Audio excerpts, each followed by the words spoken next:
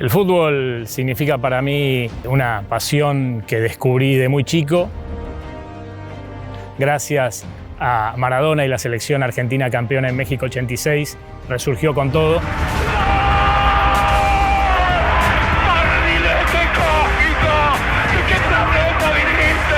Y me permitió empezar a adentrarme en la historia del fútbol argentino y de los clubes de un modo en que lo sigo haciendo hasta el día de hoy con mucha pasión y te diría hasta locura. Gracias Dios por el fútbol, por Maradona. Hoy en Tirando Data vamos a hablar de la selección argentina y los futbolistas que trajeron la gloria a nuestro país. Con ustedes, las generaciones doradas.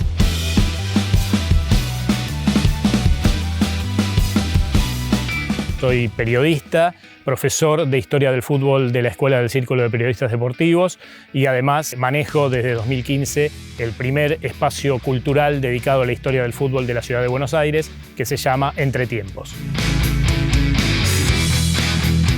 Si bien los años traen olvidos, aquí en Tirando Data queremos acordarnos de aquellos primeros futbolistas que trajeron la gloria a nuestro país, nada más y nada menos que con la selección argentina. Vamos a destacar a la primera selección argentina, ¿podemos decir con prestigio internacional? Sí, podemos decirlo, porque es la primera que le dio al país un título a ese nivel, ¿no? O sea, es la que de algún modo materializó todo ese prestigio que Argentina ya venía acumulando en el plano internacional, pero que hasta ese momento no se traducía en títulos oficiales, por lo menos. Década del 20, una década especial para los argentinos en todos los motivos, poco reconocido en cuanto al fútbol en estos días, pero fue vital. La propia existencia de clubes grandes hasta la popularidad del fútbol y todo lo que en definitiva pasa hoy en día en el fútbol argentino se puede partir de esa época como para empezar a entenderlo y a verlo, ¿no?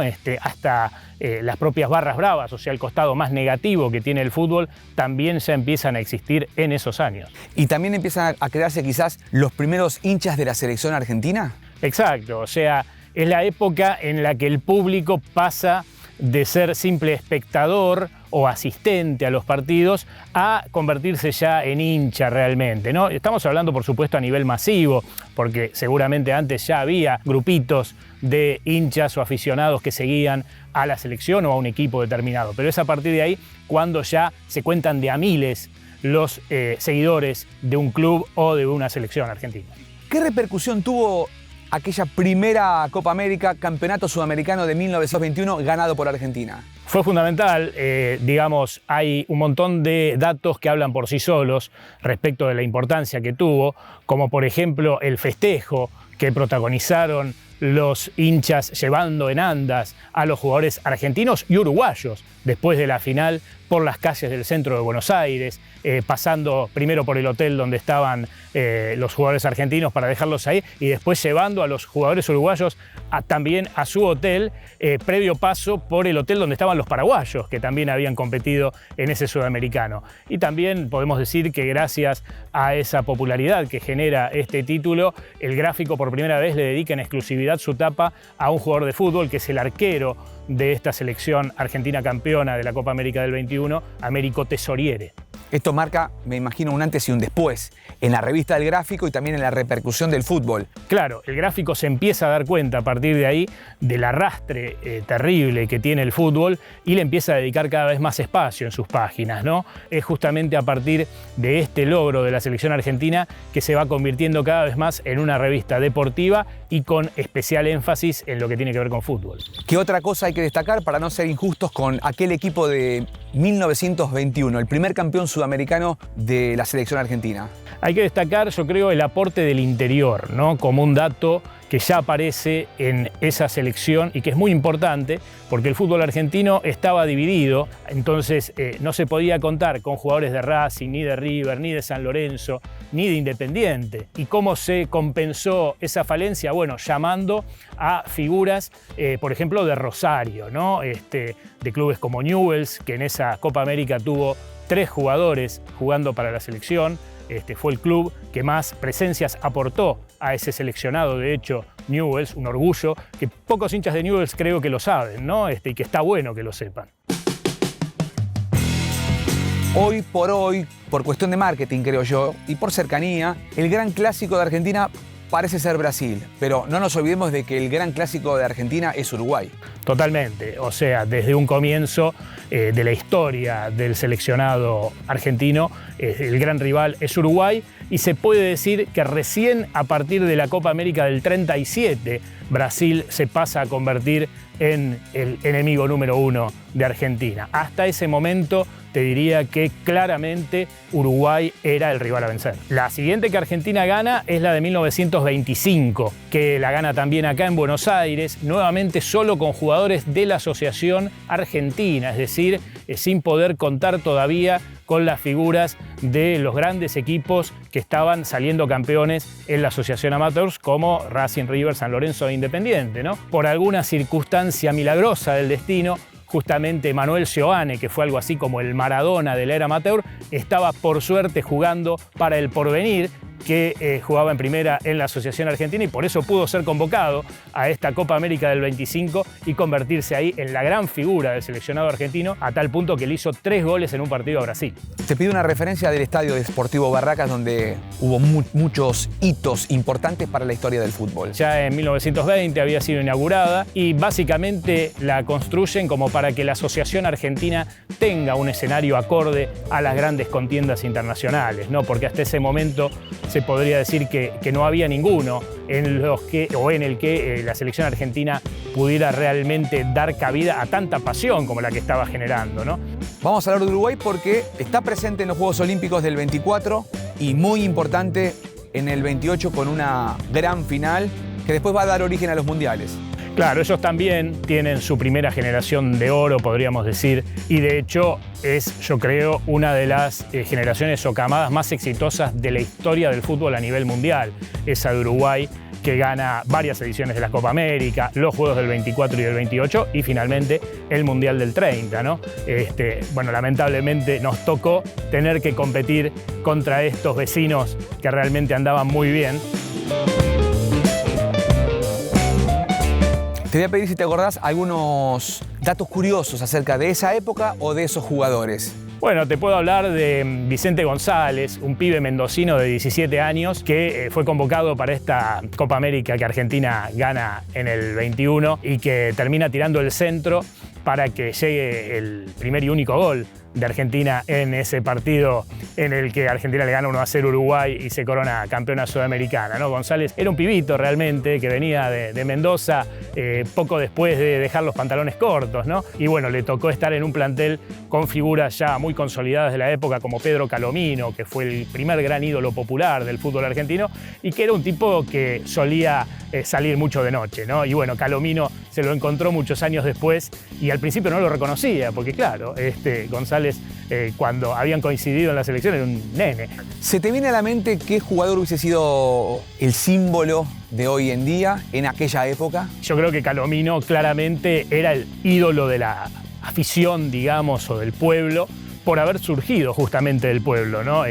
Fue el primer gran crack de la selección argentina que salió justamente del propio pueblo o de la clase baja y por eso generó mucha identificación de los hinchas con él, ¿no?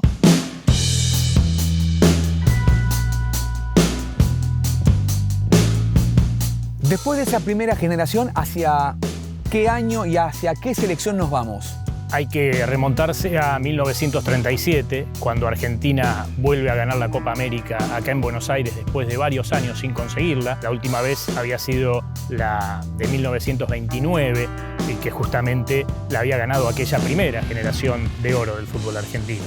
Y en el 37 se da un fenómeno muy interesante, porque todavía en esa selección que gana la Copa América ese año había varios jugadores que venían jugando desde la década del 20, o sea que eran parte de la primera generación dorada. Pero al mismo tiempo empezaban a ya aparecer otros nuevos, jovencitos, como por ejemplo Bartolomé Colombo o Vicente de la Mata, que termina siendo el jugador que convierte los 2 goles en tiempo suplementario con los que Argentina le gana a Brasil 2-0 el partido decisivo para ser campeona sudamericana. Me imagino que las repercusiones del equipo del 37 eran, no sé si mayores, pero distintas por los medios de comunicación. Sí, ya el gráfico era prácticamente una revista de fútbol, ¿no? Casi, aunque también le dedicaba espacio a otros deportes, y había otras muy buenas, como por ejemplo la revista La Cancha.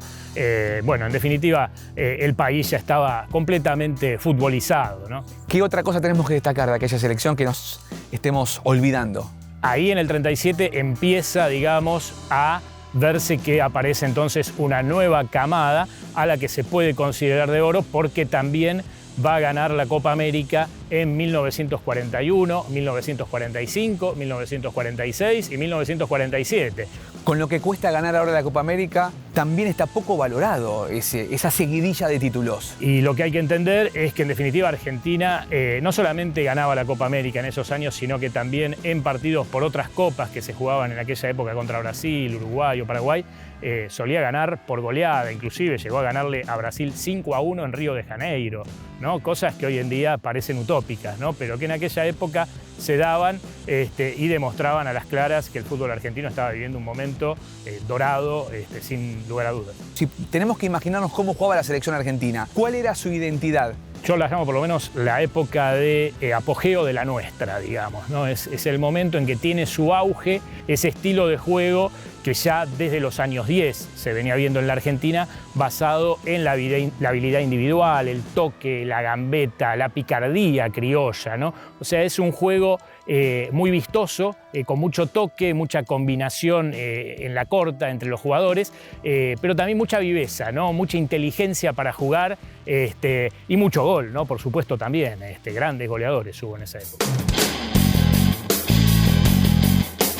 Nos vamos a los 70, los más conocidos en la actualidad, podríamos decir. Una generación que ya aparece sobre fines de la década del 60, conjuntamente con fenómenos políticos y sociales muy interesantes, ¿no?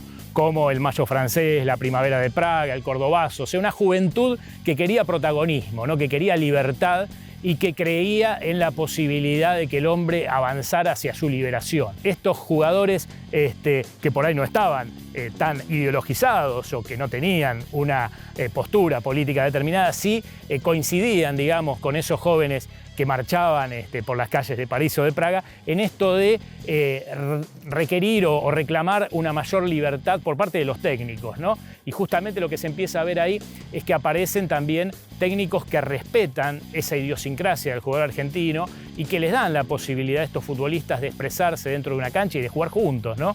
Que por ahí no la habían tenido mucho en la década del 60, como consecuencia del fracaso en el Mundial de Suecia, ¿no? Que había generado un fútbol más bien tímido, temeroso, defensivo, pues de ver justamente que eso no llevaba a nada, porque Argentina queda eliminada del Mundial de México ya en las eliminatorias, acá empatando con Perú 2-2, la dirigencia del fútbol argentino y los propios técnicos empiezan a cambiar un poco el chip y a tratar de volver a las fuentes históricas del fútbol argentino. Hoy con el diario no del lunes, el diario del 2020, podríamos decir que fue dentro de todo positivo aquella eliminación de México 70. Trajo justamente un cambio de mentalidad, ¿no? Se tocó fondo quizás y se pudo ver que no servía de nada realmente esto de tratar de imitar a los europeos en tener jugadores muy mecanizados, ¿no? O planteos muy rígidos. Y bueno, se buscó de vuelta darle cabida al futbolista de potrero, ¿no? Al jugador que no necesita que un técnico le ande marcando mucho lo que tiene que hacer adentro de la cancha. Y así aparecieron los Bocini, los Bertoni, los Houseman, los Alonso, los Troviani y tantos otros. Profesor, ¿por qué dice la década del 70?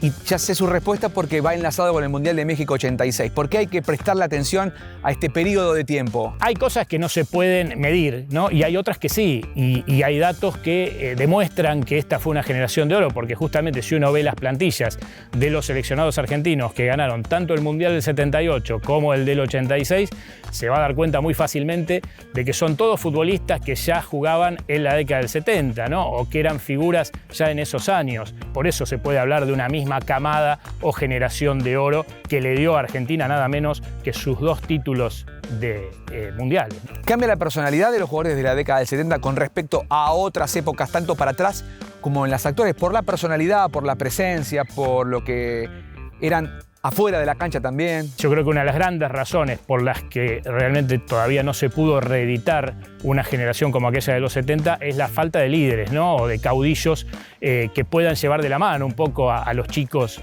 que recién van empezando y que les hagan ver la importancia que tiene jugar para la selección argentina, ¿no?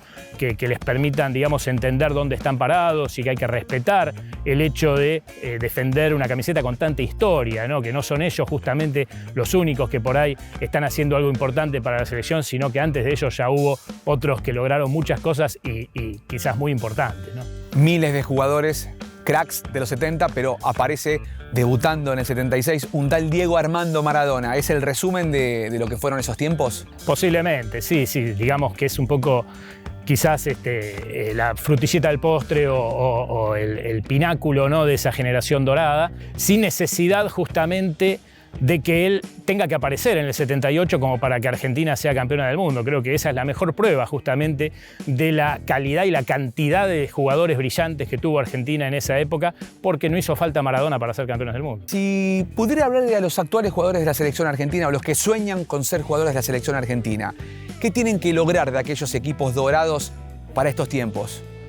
Tienen que tratar de conocerlos, de saber un poquito de dónde viene la grandeza histórica del fútbol argentino. Tienen que entender que ellos están escribiendo una historia que es la continuidad de otra que ya fue escrita con muchas páginas de gloria y que en definitiva no se les tiene que subir, digamos, a la cabeza esa idea de que antes de ellos no hubo nada o de que si ellos se van se los va a extrañar mucho, porque el fútbol argentino ya es grande desde hace muchos años y por suerte creo que lo va a seguir siendo independientemente de quién esté o no en la selección.